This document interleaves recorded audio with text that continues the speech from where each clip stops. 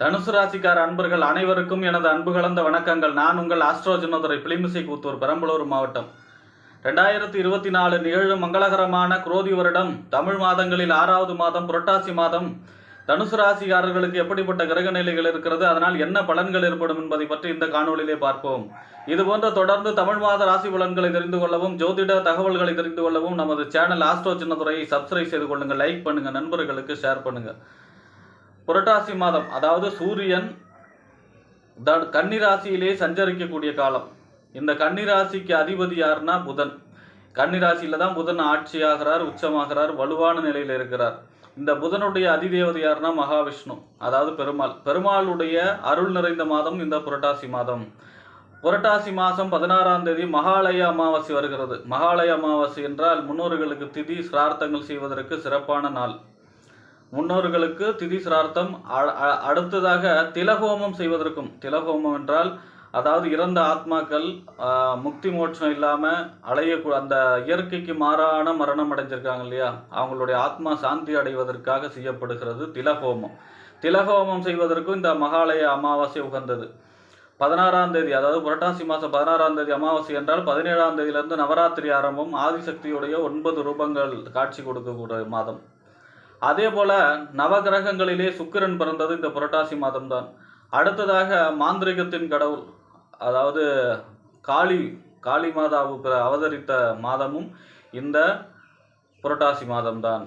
இப்படிப்பட்ட சிறப்பு வாய்ந்த இந்த புரட்டாசி மாதத்தில் தனுசு ராசிக்காரர்களுக்கு எப்படிப்பட்ட கிரக நிலைகள் இருக்கிறது என்பதை பற்றி, அதனால் என்ன பலன்கள் ஏற்படும் என்பதை பற்றி பார்ப்போம். தனுசு ராசி, உங்கள் ராசிக்கு 5ஆம் இடத்திற்கு அதிபதி. 5ஆம் இடம் என்பது பூர்வ புண்ணிய ஸ்தானம், புத்திரஸ்தானம், பதவி ஸ்தானம், விளையாட்டு ஸ்தானம். 5ஆம் இடம் என்பது தந்தையை குறிக்கக்கூடிய இடம், நம்மளுடைய சிந்தனை செயல்திறனை குறிக்கக்கூடிய இடம். 5க்கும் 12ஆம் இடம் என்று சொல்லக்கூடிய அயன சயன போகஸ்தானம். 12ஆம் இடம் என்பது வெளிநாடு சம்பந்தமான ஸ்தானம். ஆக இந்த 5க்கும் 12க்கும் உடையவர் யாருன்னா செவ்வாய் உங்கள் ராசிக்கு இந்த மாதம் முழுவதும் உங்கள் ராசிக்கு 7ஆம் இடத்துல சஞ்சரிக்கிறார். பொதுவாகவே 5ஆம் இடத்து அதிபதி 7ல் சஞ்சரிப்பது யோகம்.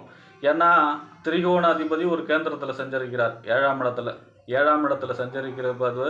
அதாவது 5ஆம் இடம் காதல், 7ஆம் இடம் கல்யாணம், அதாவது புதிய காதல் ஏற்படக்கூடிய அமைப்பு, காதலிலே வெற்றி பெறக்கூடிய அமைப்பு. அதே போல் சொத்து சம்பந்தமாக பூர்வீக சொத்து சம்பந்தமான யோகங்கள் பெறக்கூடிய அமைப்பு. 7ஆம் இடங்கிறது கணவன் அல்லது மனைவி ஸ்தானம், நண்பர்கள் ஸ்தானம், கூட்டுத்தொழில் ஸ்தானம், வாடிக்கையாளர், இந்த சமூகத்தை குறிக்கக்கூடிய இடம் 7ஆம் இடம். ஆக திருமணம் சம்பந்தமான முயற்சிகள் கைகூடி வரும். திருமணம் புரட்டாசி மாதம் செய்ய மாட்டாங்க. திருமணம் சம்பந்தமான முயற்சிகள் கைகூடி வரும். அதாவது இவ்வளோ நாளாக சுற்றிட்டு இருந்தவங்களுக்கு உடனடியாக திருமண வரன் அமையக்கூடிய அமைப்பு இருக்கிறது. அடுத்ததாக இந்த கூட்டுத்தொழில் புதிய கூட்டுத்தொழில் மூலமாக ஆதாயங்கள் பெறக்கூடிய அமைப்பு, புதிய கூட்டுத்தொழில் தொடங்கக்கூடிய அமைப்பு, நண்பர்கள் வழி ஆதாயங்கள் பெறக்கூடிய அமைப்பு, உங்களுடைய வியாபாரத்திலே வாடிக்கையாளர்கள் பெருகி அதன் மூலமாக வருமானங்கள் பெறக்கூடிய அமைப்பெல்லாம் மிகச்சிறப்பாக இருக்கிறது 5, 7 சம்பந்தப்படும் பொழுது. அதே மாதிரி 12ஆம் இடத்து அதிபதியும் அவர் தான். 12 7 எப்பெல்லாம் சம்பந்தப்படுவதோ வெளிநாடு சம்பந்தமான முயற்சிகள் கைகூடி வரும். விசா அதாவது விசாவுக்காக காத்திருக்கிறவர்களுக்கு விசா கிடைக்கக்கூடிய அமைப்பு, நல்ல கம்பெனியில் நல்ல வேலையில் விசா கிடைக்கக்கூடிய அமைப்பு, பாஸ்போர்ட், இந்த மாதிரியான வெளிநாடு சம்பந்தமான முயற்சிகள் உடனடியாக கைகூடி வரும். அதாவது நண்பர்களுக்காக கொஞ்சம் செலவு செய்யக்கூடிய அமைப்பு. அதே போல் குடும்பத்திலே வாழ்க்கை துணைக்கு செலவு செய்யக்கூடிய அமைப்பும் இருக்கிறது. செலவுகளை கட்டுக்குள் வைத்துக் கொள்ள வேண்டும். ஆக செவ்வாய் உங்களுக்கு அனுகூலமாக இருக்கிறார். அடுத்ததாக அதை விட அனுகூலம் என்ன அப்படின்னா, உங்கள் ராசிநாதன் 6ல் மறைஞ்சிருக்கார். நோய் எதிரி வம்பு வழக்கு கடன் ஸ்தானத்தில் மறைஞ்சிருக்கார் இல்லையா. இந்த மாதம் புரட்டாசி மாதம் 23ஆம் தேதி வக்ரம் அடைகிறார். பொதுவாகவே ராசிநாதன் வக்ரம் அடைஞ்சால் நல்ல பலனா நல்ல பலன் தான். ஏன்னா அவர் ஆதிபத்திய விசேஷம் இல்லை, 6ல் மறைஞ்சிருக்கார். அதனால் வக்ரம் அடைவது தனுசு ராசிக்காரர்களுக்கு யோகமான பலன்களை வழங்கக்கூடிய அமைப்பாக இருக்கும். அதுவும் சுய ஜாதகத்தில் வக்கரம் அடைந்தவர்களுக்கு இன்னும் யோகங்கள் அதிகமாக நடைபெறக்கூடிய அமைப்பாக இருக்கும். ஆக இந்த மாதம் தனுசு ராசிகர்களுக்கு வளர்ச்சி பாதையில் அடியெடுத்து வைக்கக்கூடிய மாதமாக இருக்கும். அதே போல் உங்கள் ராசிக்கு 6ஆம் இடம் நோய் எதிரி வம்பு வழக்கு கடன் ஸ்தானத்துக்கு அதிபதியும், அதே போல் 11ஆம் இடம் என்று சொல்லக்கூடிய லாபஸ்தானம், மூத்த சகோதர ஸ்தானம். 11ஆம் இடம் என்பது அபிலாஷைகள் பூர்த்தியாகக்கூடிய இடம், நெருங்கிய நட்பு வட்டாரங்களை சொல்லக்கூடிய இடம், சித்தப்பா ஸ்தானம். ஆக இந்த 6க்கும் 11க்கும் அதிபதி யாருன்னா சுக்கிரன் 10ஆம் இடத்திலே நீச்சமிட்டு சஞ்சரிக்கிறார். அது புரட்டாசி மாதம் 2ஆம் தேதி வரை தான். புரட்டாசி மாதம் 2ஆம் தேதிக்கு அப்புறம் 11ஆம் இடத்திலே 11ஆம் இடத்து அதிபதி ஆட்சி. 11ஆம் இடத்த அதிபதி 11ஆம் இடத்திலே ஆட்சி. 11ஆம் இடம் வலுவடைகிறது. 11ஆம் இடம் வலுவடைந்தால் என்ன நடக்கும்? நம்மளுடைய எண்ணங்கள் ஈடேறும். நம்ம நீண்ட நாளாக எதிர்பார்த்து காத்திருந்த விஷயங்கள் எல்லாம் நடைபெற தொடங்கும்.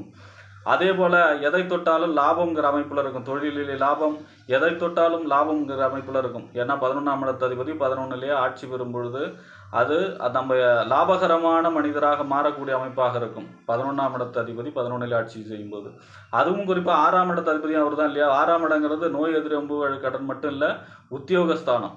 ஆக நல்ல வேலை கிடைக்கக்கூடிய அமைப்பு, நல்ல கம்பெனியில் நல்ல எதிர்பார்த்த வேலை கிடைத்து, அதாவது நம்ம படிப்பு நம்ம குவாலிட்டிக்கு தகுந்தாப்புல நம்மளுடைய தகுதிக்கு தகுந்தாறு போல் வேலை கிடைக்கக்கூடிய அமைப்பு. ஏன்னா 6ஆம் இடத்த அதிபதி வலுவடைவதால் நல்ல வேலை, நல்ல சம்பளம் கிடைக்கக்கூடிய அமைப்பு. 11ஆம் இடத்து அதாவது மூத்த சகோதரத்தால் ஆதாயங்கள் பெருகும். நெருங்கிய நட்பு வட்டாரங்கள் மூலமாக அனுகூலங்கள் பெருகும். அதாவது சித்தப்பா தந்தை வழியிலே அனுகூலங்கள், ஆதாயங்கள் பெறக்கூடிய அமைப்பெல்லாம் மிகச்சிறப்பாக இருக்கிறது. நம்ம நினைக்கக்கூடிய காரியங்கள் அனைத்தும் நடைபெறும். சுக்கிரனும் அனுகூலமாக இருக்கிறார். அடுத்ததாக உங்கள் ராசிக்கு 7க்கும் 10க்கும் உடையவர். 7ஆம் இடங்கிறது கணவன் அல்லது மனைவி ஸ்தானம், நண்பர்கள் ஸ்தானம், கூட்டு தொழில் ஸ்தானம். 7ஆம் இடம் சமூகம், வாடிக்கையாளர்களை சொல்லக்கூடிய இடம். 10ஆம் இடம் என்பது தொழில், புகழ், அந்தஸ்து, கௌரவத்தை சொல்லக்கூடிய இடம். ஆக இந்த 7க்கும் 10க்கும் உடையவர் யாருன்னா புதன். புதன் உங்கள் ராசிக்கு 9ஆம் இடத்திலே சஞ்சரிக்கிறார். 10ஆம் அதிபதி 9 இடத்துல சஞ்சரித்தால் தர்ம கர்மாதிபதி யோகம். 9ஆம் அதிபதி 10ல் சஞ்சரிப்பது சூரியனும். ஆக இந்த மாதம் உங்களுக்கு தர்ம கர்மாதிபதி யோகமாக உங்களுடைய புகழ், அந்தஸ்து, கௌரவம் எல்லாம் உயரக்கூடிய அமைப்பாக இருக்கிறது. அதாவது புரட்டாசி மாதம் 7ஆம் தேதி வரைக்கும் தான் 9ஆம் இடத்திலே பாக்கிய ஸ்தானத்திலே தந்தை, தொலைதூர பயணம், உயர்கல்வி ஸ்தானம், இதெல்லாம் பாக்கிய ஸ்தானம். இந்த ஸ்தானத்தில் சஞ்சரிக்கிறார். இதுவும் ஒரு சிறப்பான நிலை தான். 9ஆம் இடத்துல புதன் சஞ்சரிக்கிறார். 10ஆம் இடத்த அதிபதி 9ல் சஞ்சரிக்கும் போது தர்ம கர்மாதிபதி யோகம். 7ஆம் இடத்த அதிபதி 9ல் சஞ்சரிக்கும் போது திருமணம் சம்பந்தமான முயற்சிகள், சுபகாரியங்கள் குடும்பத்தில் நடைபெறக்கூடிய அமைப்பெல்லாம் மிகச்சிறப்பாக இருக்கிறது.